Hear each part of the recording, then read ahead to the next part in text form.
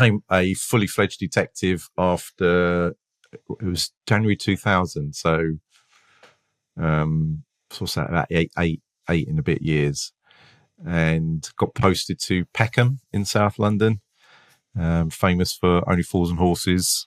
And that was a real change for me, because I policed the area I grew up in, and I'm a white guy, and I grew up in a very predominantly white area, and I was suddenly working in an area with a lot more ethnically diverse. So my frame of reference was suddenly gone, and I did five. It was quite a difficult shift, actually, and it's why I think I'm a strong believer that um, the police should reflect the society it polices, down to, so for instance, where I policed an area where it was predominantly white, where I grew up, I could spot a criminal a mile off.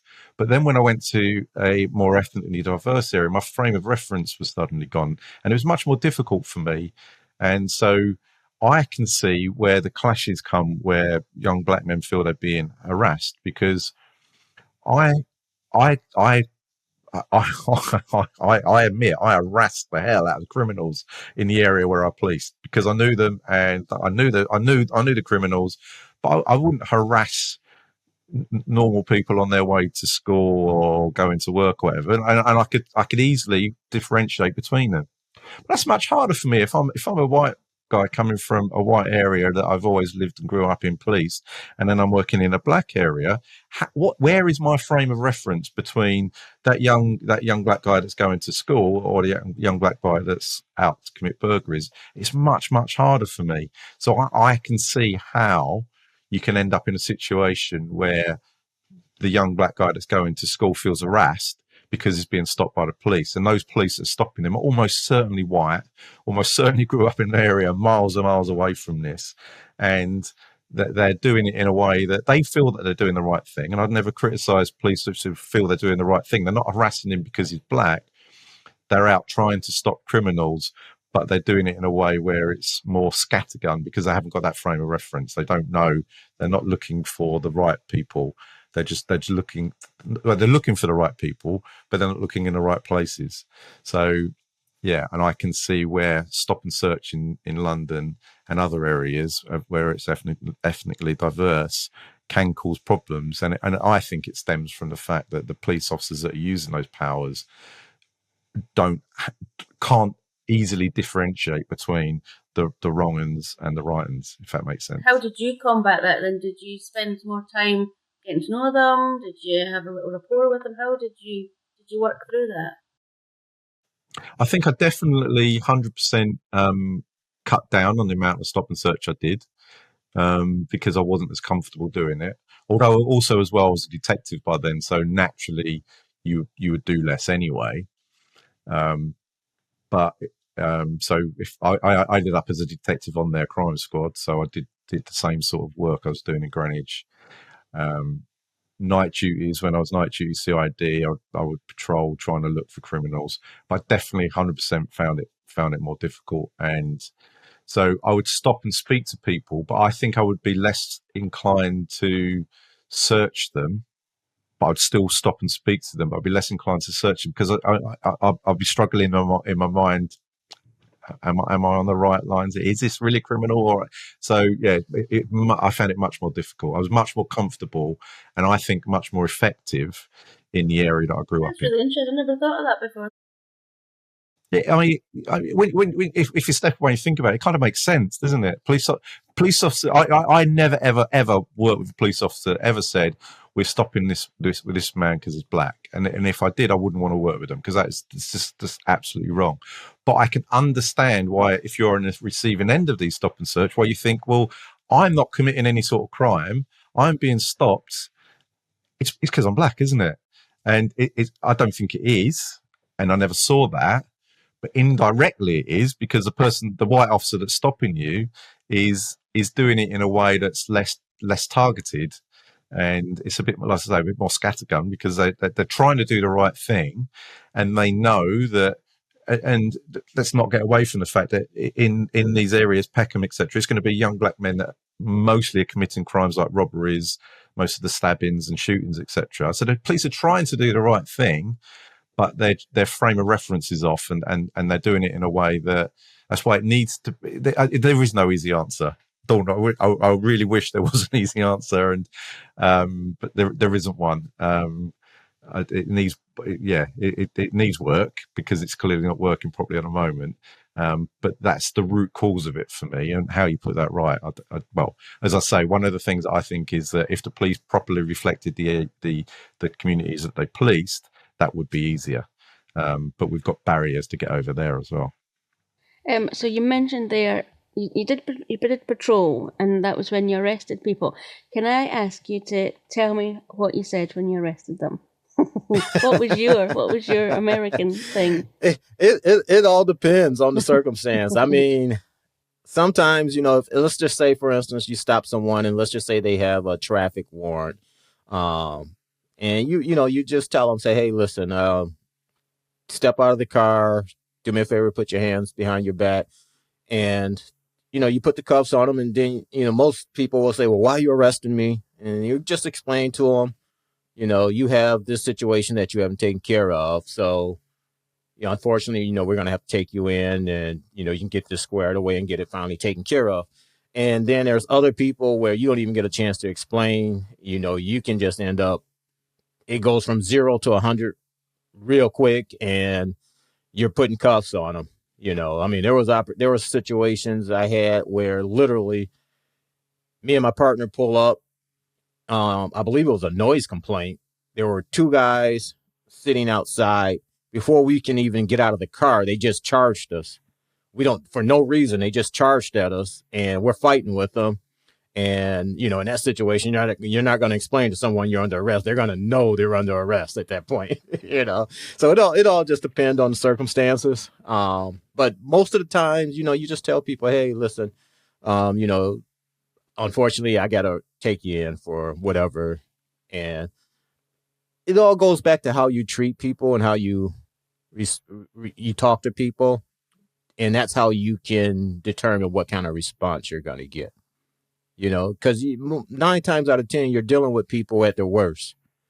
And if you go in with the mentality that I'm the police, you're going to do what I say or else, you're going to have a long day on your hands. But if you talk to people like they are human and show them respect, it usually goes. And that's not always the case. I mean, you're just going to have some people that are just a-holes.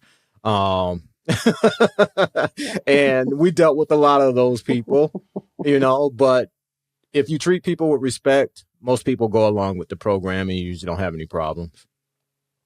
And when you were out in patrol, do you always do that in pairs, or are you by yourself, and is it in a car, or are you walking? How's patrol for you? When I worked patrol, the way our department was set up, we had teams, usually teams of 4 or 5 people. And that was made up of a sergeant.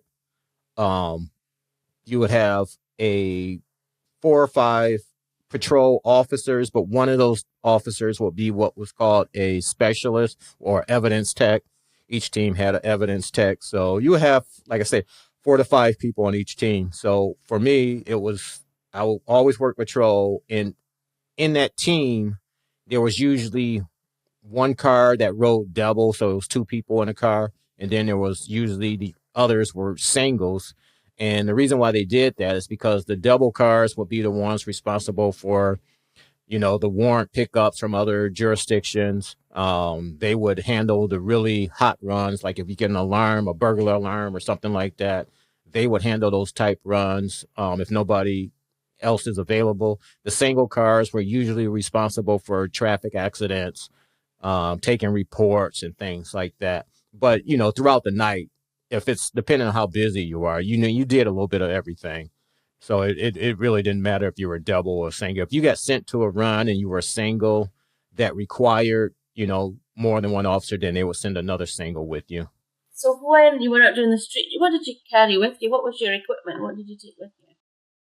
So I always feel like I'm so old when I start talking about what was going on in 1991, because I'm conscious that many of the people I speak to weren't even born then. So we didn't have, so all I had as our personal protective equipment was a piece of wood. We had a truncheon. It was like a piece of wood that would fit inside. We had a special truncheon pocket in your trousers that you would put your truncheon into, and handcuffs. And not like now we've got like the rigid handcuffs. Back then they were the linked handcuffs. So that was all we had. We didn't have CS spray. Certainly didn't have taser. Obviously firearms, they were only limited police officer firearms. So protection wise, we didn't have vests. There were no stab vests. So protection wise, we had a lot less. But if I'm honest, I never felt uncomfortable or scared or threatened. I got, in my 30 years, I got assaulted once, and that was very early on. It was the 13th of February. I remember it was the 13th of February going into the 14th of February, because we called it the Valentine's Day Massacre. In what year would it have been? 93. And we got called to a party. My colleague and I went down there. We were in a van, and it was a reception, an engagement party, and they were all fighting. And my best weapon I ever had in police was what was my mouth, the words I used, the way I spoke to people. And we got there, and a colleague and I, we calmed it all down. We were getting them to go away. And this would have been, I think it was a Friday night, or it might have been a Saturday night. And we had what was called the rowdy van. And it would be so we were night duty, and 6 officers from the late turn that finished at 10 o'clock would man the rowdy van. And the rowdy van was there to go around the pubs, make sure the licenses were being followed. And then when turning out time come, there was a bit of extra support in case there were fights and stuff. Now, what happens, what I've noticed in my time in the police, is when police officers are in pairs, they act very different. They can act very differently when they're suddenly grouped in a load of them. And it's like, I suppose it's the same with it's like the criminals were the same. On their own, it'd be nice. Put them in a group, they would suddenly become brave. And I think this happens as well. It can happen in the police. And these 6, and one in particular, rather than doing what they probably would have done if they were on their own and come out and do what we did and calm it down, decided, oh, there's a load of us, we're going to come out and we're going to wind it back up again. So I ended up getting a kick in. The same people that were being nice to me, I was having a good rapport with, suddenly I was part of this gang that were coming on them, and they all turned on us, and I got a proper kick in. I turned up with 2 black eyes back home, and that was the only time in my career. And I arrested so many people for every offence you could think of, like going up to terrorism and many, many murderers. And I never got assaulted, never got into fights, not properly. And it's because I knew how to talk to people. So even though back then I didn't have all that protection and taser and all that stuff, that I felt that I was comfortable without it, and certainly wouldn't want to be armed. I think that would have shifted the attitude and the relationship between me and the people I was dealing with drastically. I wouldn't have liked that. And what do you carry with you? Because obviously in the UK, I know they've got truncheons and sprays. What's the difference? What do you have in America? Well, it's funny. When I started, all we had was a gun, handcuffs, a baton, and a flashlight. As by the time I retired, I think we had guns, tasers, flashlights, pepper spray. They had so much junk. It was weighing you down. Yeah. Yeah. And now, a lot of the guys, they don't even wear the gun belt anymore. They wear a vest that carries it, because the gun belt takes a toll on your back. And now guys wear a vest where everything is loaded on the front, so it doesn't carry, hinders your back as much. But back then, like I said, I tried to carry as little stuff as possible. Just because of that reason. It was just very hard on your back. And for me, I always just carried my gun. I had to carry a baton or my taser once we were assigned those, pepper spray, baton, flashlight, handcuffs, rubber gloves. Always had a little pouch that had a respiratory mask over in case you had to give someone CPR or something like that. Then inside the vehicle itself, I would carry my shotgun in the car with me. In the trunk, I would have my M16. Um, then there's other stuff like first aid equipment and things like that that's in the car with you. And you have your duty bag that contained all your report forms and your clipboard, your ticket book, and things like that. God. It's like a proper office going on there in the car, isn't it? Yeah, pretty much. That's pretty much it. That's what it is. It's your mobile office for the day. That's pretty much what it is. Things have slightly changed now. When I started out in the CID, I was a PC in the CID, and we had to put together a body of work to show that you could deal with prisoners, deal with case reports to the Crown Prosecution Service, take cases to court, etc. And once you'd passed this, you put it together in like a storyboard. You become what was known as a TI, a trainee investigator. They don't have these anymore. The TIs, as I was, would now be called a TDC, which is a trainee detective constable. And you did that for a very short time. And then what I had to do was go onto a board, like a panel, an interview panel. And once you passed that, you became a DC. You become a detective constable. Slightly changed now. The TDCs you could be a TDC for 6 months, 2 years or something. Then you have to go and you have to pass an exam first. Then you have to pass a course. I don't know. I've done it, but you have to go. And you can't become a detective properly, call yourself a detective until you've gone through a load of more steps. What I liked about I did is once you've done the interview board, you came out and you've either passed or failed, and you're a detective at the end of it. I like that. So I did about 18 months, I would say, as a PC and TI and CID, and then become a detective and got posted to Peckham. And started dealing with sort of their major crime in Peckham. And I did that for 2 years. And you rotate around. So I did burglary squad for a while, the main office. The main office back then, you would deal with things like serious sexual assaults like rapes.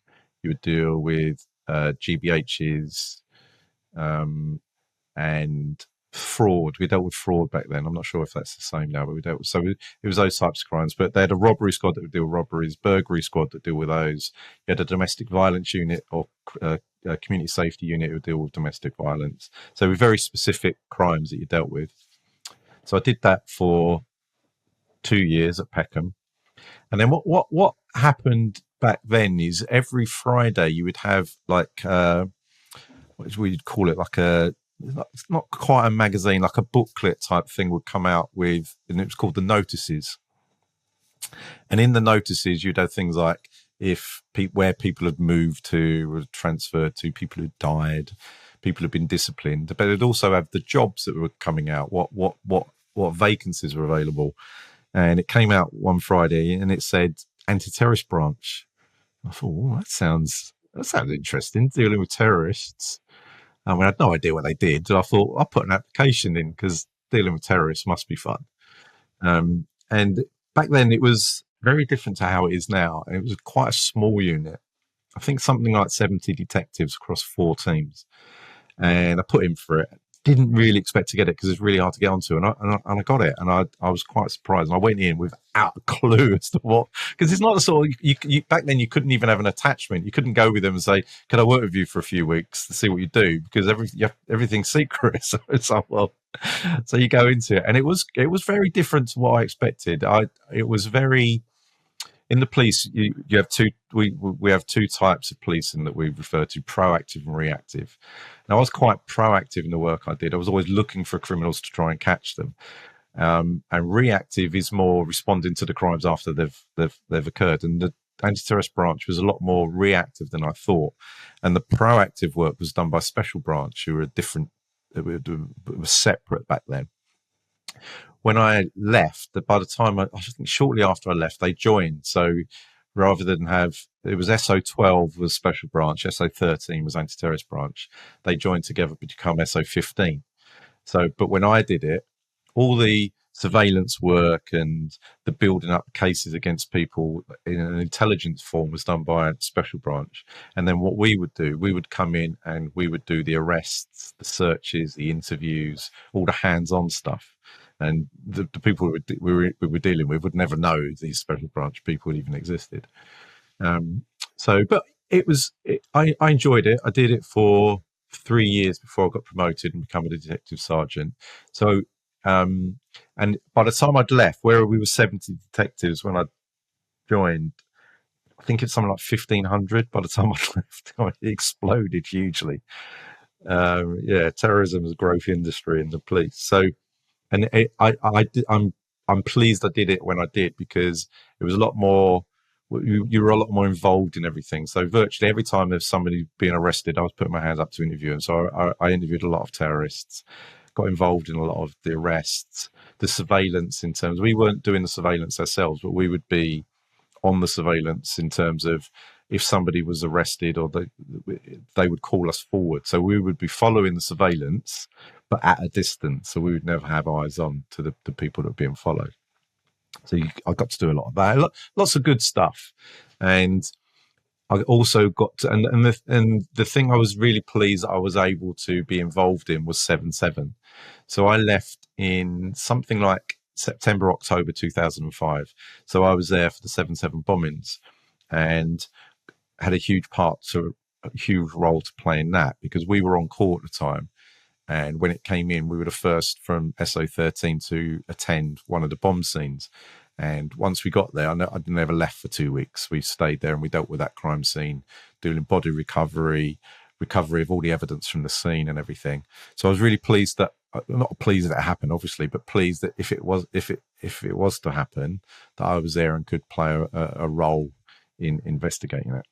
So you were there as a detective for a year. So what did you learn? I know you said it was the backside of it. So after you did the arrest and you saw that, what was it? What was it like? Yeah, working as a detective, like I said, it was a lot of fun for me because I did get to see the backside of it. Trying to figure out. I personally worked commercial property crimes, meaning commercial break-ins, embezzlements, thefts at commercial businesses, things like that. That's what I primarily worked.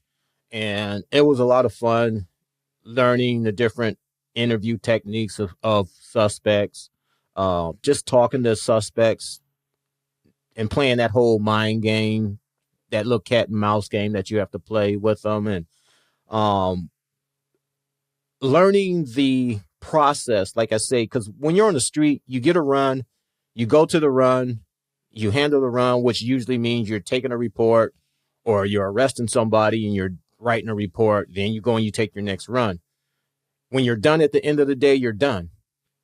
As a detective, it's not like that, because if I get assigned a case, I'm not getting assigned one case. I'm usually getting assigned a stack of cases each day. Right. So, and you loved that, yeah, did you?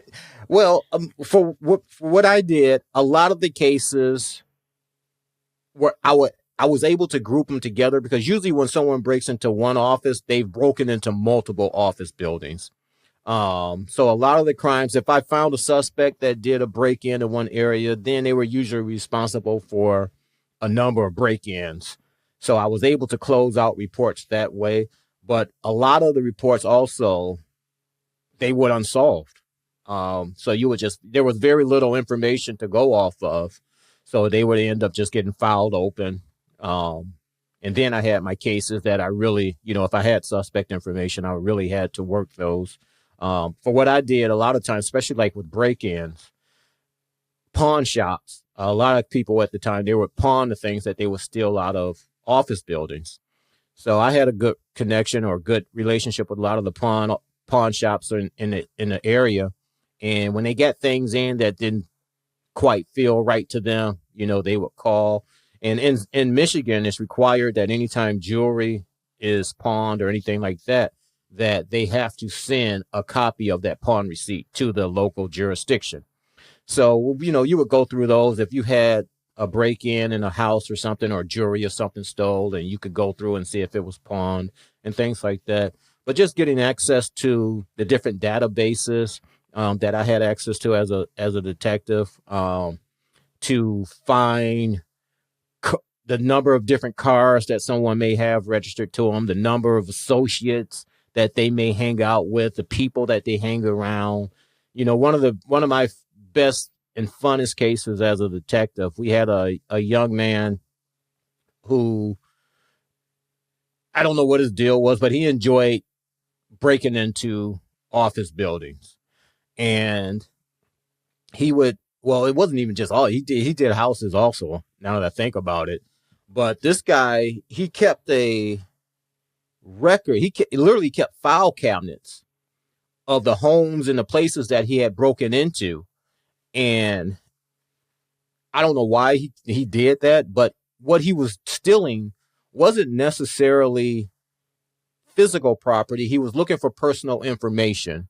And he would take that information and he would go out and buy cars and other luxury items for himself with other people's names, put them in other people's names and things like that. Well, we chased this guy around, for my partner and I, for probably about almost 2 years before we finally caught up to him. And how we caught him was he had made his girlfriend angry. Oh, yes. Oh, hell hath no fury. And she lived in an apartment building where he kept all of the files of all of the places that he had broken into. And she calls us one day and says that, he has all this stuff down in their storage unit. Do we want to come look at it? So we go down and we take a look at it. And as we're going through it, we find a order. He had put in an order for a new automobile that he was going to be picking up. And we set it up with the dealership that when he showed up, that we were going to arrest him. Unfortunately, he didn't show up that day. But he ended up getting caught later on. I think it was probably about 5 or 6 weeks later. The state police ended up, because we had put out a bulletin about him, and the state police somehow came into contact with him, and they ended up arresting him. And he ended up going there. He's probably still in jail. Yeah, but that was a fun case because, like I said, we had access to his cell phone and his voicemails and all of that stuff. And, that was the kind of stuff as a detective that you got to do that you didn't do on patrol. All the secretive stuff, which was a lot of fun. It was like I said, that was the fun part of police work. It was like a cat and mouse game. And I think he knew we were looking for him. I mean, I'm sure he knew we were looking for him. And he got lucky, because now that I think about it, he broke into a house one day and there were 2 young boys in the house, and they heard him break the window and they ran upstairs to their parents' room. Well, their dad had a gun. And as the guy came upstairs, the oldest son pulled the trigger, but the gun jammed. And the guy ended up running out. But that was the first time. That's how we found out who he was, or the first time we found out a little bit about him, because he had broken into another house earlier that day. And the vehicle that he was in was the same vehicle that he used to go to the house where the 2 young boys was at. And when he took off running, they looked out the window and they saw the vehicle. And my partner and I had a surveillance tape from or surveillance picture from a ATM where he had used a stolen ATM card, but we didn't know who he was or anything about it. We didn't, like I said, we didn't find out who he was until his girlfriend called. That's a great story. Yeah. Do you think she tipped him off? Is that why he didn't turn up that day? Do you think she had second thought? I don't know why he didn't show up that day. I honestly don't. I don't know if she did or not, but it's possible. She was pretty angry at him. So I don't know, maybe they made up and she told him. So I don't, I don't know what happened there, but he didn't show up. And you mentioned a database. Do you have, in America, do you have a whole database that includes all the states? Yeah, we have all of it. Local, state, national, and international. Wow, okay. So it's all and connected. Yeah. And, through Interpol and, the term here is called LEAN, Law Enforcement Information Network, and that goes across the nation. So you can access a lot of information in it, and I can't even remember. There was other databases that we had access to, like the Secretary of State, a whole bunch of other different things that we had access to. I can't even think of off the top of my head. That's a good job, isn't it? Yeah. Yeah, like you say, it's all the sneaky stuff, the spy stuff. That's cool. And in that job, did you have to go to court and present the evidence or the information you'd collected? Yes, I not as much so as I did when I was in patrol. Usually when I went to court, because once I was a detective, if I got a warrant for somebody, 9 times out of 10, they end up pleading guilty to it, so it never went to a trial or anything. But the most time that I would spend in court would be swearing to warrants. Like if I get a suspect and I have enough evidence to present the case to a prosecutor, if the prosecutor decides that there's enough information to write a warrant, then I'd have to go to court in front of the magistrate to swear to the warrant and tell them the evidence that I had and things like that. But that was most of the time. That's mostly what you do as a detective as far as court. And, you have to testify to other things. But most times, like I say, most people plead out anyway, so you never really go to trial or anything. So then you leave for, was it 3 years you said? Yeah, I was about 2 years, yeah. So then the chief came back again and said, would you like to come back again? What role was that? Yeah, when I left, like I say, my wife and I, we started a janitorial business, and we did that for about 2 years. And the chief calls me one day and asked if I wanted to come back to work. So when I went back, I ended up going back to patrol. So I went back to patrol, and that's where I spent the rest of my career working in patrol, pretty much up until the last 5 years. I was still in patrol, but I was doing something else. I was working the front desk, and that's a whole nother story, which we can get into. Yeah, I love that story, though. I loved your last day story. That was really stuck with me. But what about the hostage negotiation? When did you do that? Yeah, I became a hostage negotiator. I believe it was 2006 or 2007, something like that. When you were doing interviews with a terrorist, you had a lovely rapport with them. You were like talking about football. You were just all, and then you switched. See that? I was trying to imagine you switching to being serious, sensible, no nonsense. And can you do it? Yeah. So terrorists don't talk to you in interview. They don't even answer their name. So when you're interviewing someone, the first thing you do is you get people to introduce themselves. And a big part of that is anybody that's listening to it understands whose voice is who. So you start the interview and you'd say, I'm in the interview room. We used to do it at Paddington Green Police Station. I'm interviewing, can you state your full name, please? And there would just be silence. They wouldn't even say their name. So that's how difficult it was interviewing these people. But in between, because for normal offences, there's a maximum of 96 hours that police can keep you in custody, so 4 days. But for terrorism, it's 14 days, which is a long time to be in somebody's company with them every day, all day, every day. Not every day, because sometimes you would just leave them in their cells, you wouldn't get them out, but most days. So you would naturally build up a rapport with them. And what I'd learned over the years of being a detective is that it's much harder to go no comment and not speak to somebody if you like them than if you don't like them. I mean, you just think of yourself. If you don't like someone, you find it much easier to just ignore them, don't you? If someone was to send you a text message and you hated them, you go, "Oh, I'd ignore that." But if it's someone you really like, you'd feel inclined. I better respond. I have to reply. And that's no different to if you're interviewing someone. So I found that less so when you're dealing with more minor offences because you've got less time to do this, but you try and build up a rapport with someone. So little things like, for instance, when they're in the custody area, don't put them in the cell. Let the jailer put them in the cell. You get them out of the cell. So you're always rescuing them from that horrible place that they don't want to be. You're not putting them back. So little psychological things like that. when their dinner's coming and or if they want a cup of tea, you deliver the dinner to them. You give them the cup of tea. You ask them do they want water? All the nice things you do for them. All the horrible things that they don't like, you let someone else do. So little things like that. So you build up a rapport and you find something that you've got in common. Or if you haven't, you make it up. Find what they like and pretend you like it too. But make them like you. Make them be comfortable around them. Make it difficult for them not to want to speak to you. So, and that's much easier when you're doing it for 14 days. So my interviews would be very, very relaxed, and I would sit back in my chair.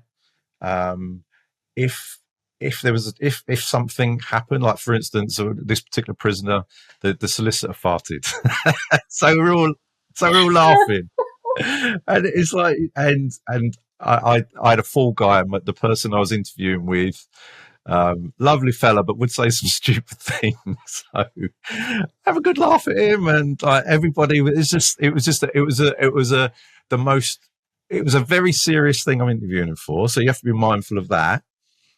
So you have to be conscious that you're on tape and everything, but it doesn't mean that you can't try and in the right moments make it a bit more lighthearted, make it feel less of a horrible place for him to be. He's been arrested for terrorism, potentially could go to prison for the rest of his life. But in the time he's with me, I want him to be relaxed. I want him to feel comfortable, not enjoy it. That's too far, but as much as you can. And where I said earlier on about where you don't always get them out. So there might be a day where we'd just leave them in the cell and we'd be going off doing other things. And his solicitor said to me, he said, do you know what? He said, that my client said to me, on the days where you don't get him out, he misses you. he misses me. You know? So that's justification for what I'm doing. I mean, it sounds very sneaky, doesn't it? But you're doing it for a reason. So, but then we come to what we call the challenge phase. So when you're interviewing someone, what you shouldn't be doing is continually challenging them, continually trying to point out where it looks like they're lying, trying to pin them down on evidence that points to their guilt. Everything should be a bit more open and relaxed, and getting them to try and talk to you, because what you want is ideally what you want is them to talk to you. But then you come to the challenge phase, and that's where it changes. So then I've got my game face on. Then rather than me sitting back in my chair, I'm sitting forward in my chair, and I'm then invading your space. So you would be invading somebody's personal space. You're right in there. Now my smile's gone. I'm a naturally smiley person. I smile a lot. My smile's gone. I've now got a serious face on. My tone has changed. So I'm no longer your friend. Now I'm deep. I'm talking much slower. I'm really emphasizing the words where you are wrong, you are guilty, and I'm pointing, and I'm in, and I've suddenly changed from the person that they like to be around to, wow, suddenly it's like if your favorite teacher tells you off, you're going to take it a lot harder than if it's the teacher you don't like. And it's all that psychology. It's about making them feel suddenly you're snapping them. You're not, and this comes over. This is very quick. So you're snapping them out of their comfortable place to the place they've dreaded. They've been arrested. They don't like it here, and I really don't like it now, because the only person that's been nice to me is suddenly being really horrible to me.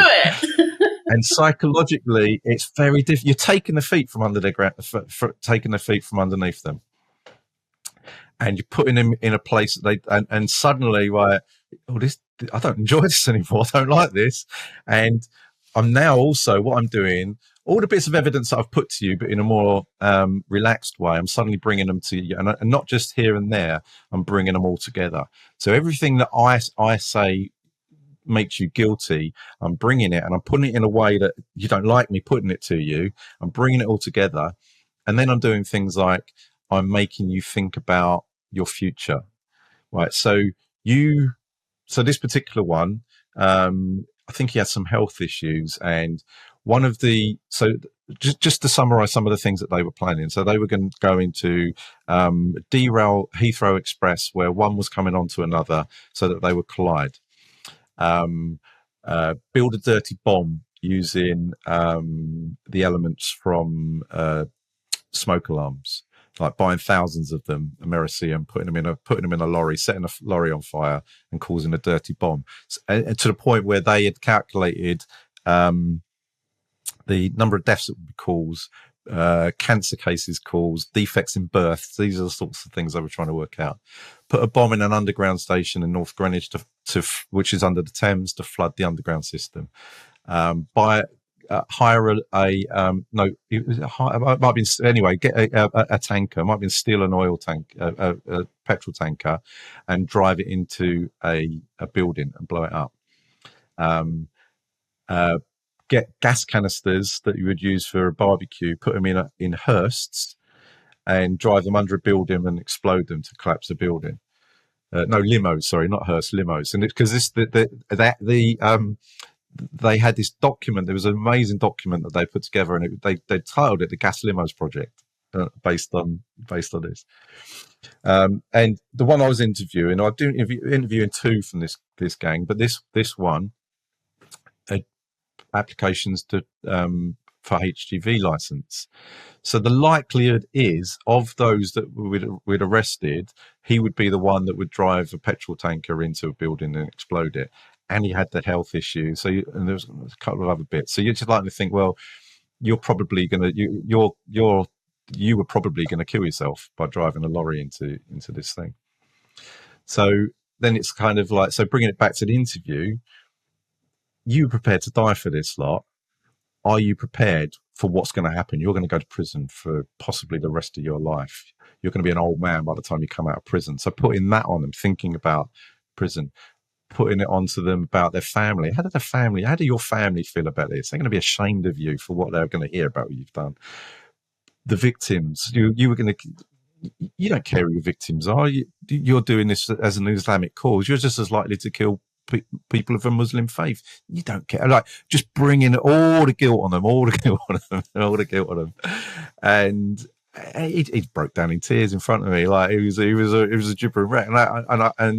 And I couldn't get him to talk, but what I could get him to do was what we would do. The first thing you do when you interview a terrorist is you do what's called an emergency interview, where you say to them, do you know the location of any firearm, explosive or chemical? Point being that it's important that if there is anything like that we get a hold of it for the safety of police officers that are searching, the public, etc. As always, they'd say no. And but I would always revisit it periodically, because it's really important. You never know. You're 99.9% certain they're going to say nothing, but you never know. And after I'd broken him, I revisited the question, and do you know a location of any firearms, chemical or explosive? And he looked at his solicitor and he looked at me, and I could just tell that he wanted to say something. I said, you want to speak to me? I said, right, I'm going to leave the room. You have a word with your solicitor, and when I come back, I want you to talk to me. And we come outside, and my colleague and I like almost high-fiving each other, because like, he's going to talk. He's going to tell us something that's going to be it's going to be amazing. We're going to find something. We're going to be the heroes. And come back into the room. He looks at me, still looks broken, looks at his solicitor. I said, right, do you know the location of any firearm, explosive or chemical? He just looked at me and he said, no. I'd broken him to the point where I think he genuinely didn't, but he just felt he couldn't not answer me. He just felt like I'd broken him to the point, and it was such a disappointment, a deflating moment. I thought, oh, he's going to tell it. Oh yeah, we know this. I'm going to tell you, and you're going to tell your colleagues, and everyone's going to go, wow, look how good they are. And I went from there to. But then later on, when I thought about it and I reflected on it, it was like, well, yes, it was disappointing, but it was justification for everything that I'd done, all the techniques I've built up over the years, that a terrorist felt he had to speak to me, even though they never speak to you, even just because he wanted to say to me that he didn't. That's all he wanted to do. He just wanted to tell me he didn't. I'd revisited it, I'd broken him. He just wanted to tell me, no, I don't. And so it was disappointing, but it was justification for that technique that I'd built up over the years, and had worked on other people, obviously for lesser crimes. You did good. See, when I read that in the book, it kind of, because I thought, oh no, Steve, he's always happy and smiley. I've liked him when I've seen him before. And then when you said that, you just I was like, oh, I don't like him anymore. I'm not sure about this. I could just see your face. I'm like, oh, I don't like that. So that had an impact on me. Never mind him. We had a run, young lady, and I had an interaction with this young lady the week prior.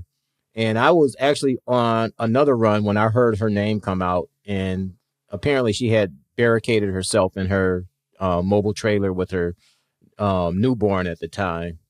So by the time I was finished with the run that I was on and I got down there, other officers was already there and they had the trailer surrounded and they were trying to get her to come out and she wouldn't come out. So when I got there, I get out of my car and I just walked up to the door and I knocked on her door, and I still remember I believe her name was Natasha or something like that. And I say, Natasha, open the door, girl. And she says, Officer McNeil. And I said, yeah, open the damn door. She opens the door and everybody's looking at me like, really?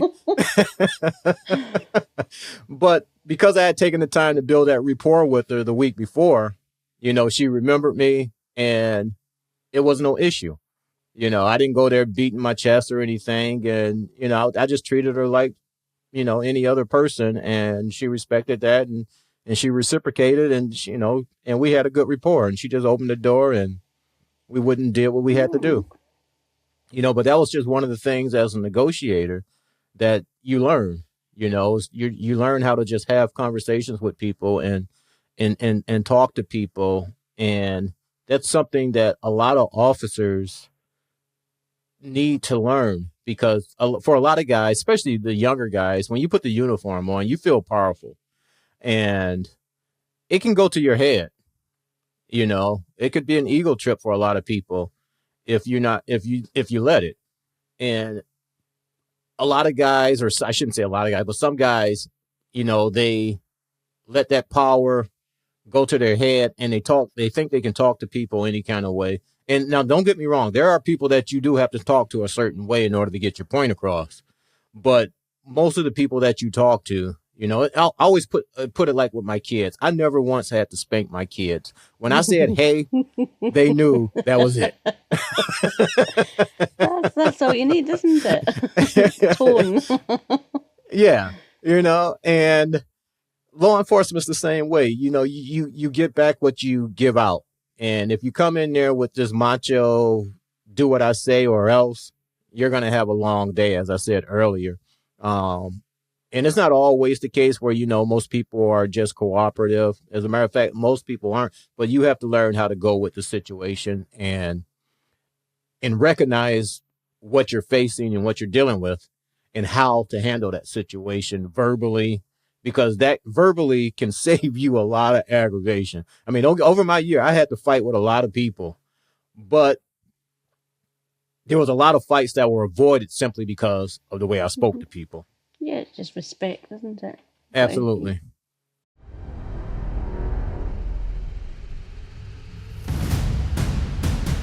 Everything I've done since I've left is about sharing knowledge around murder.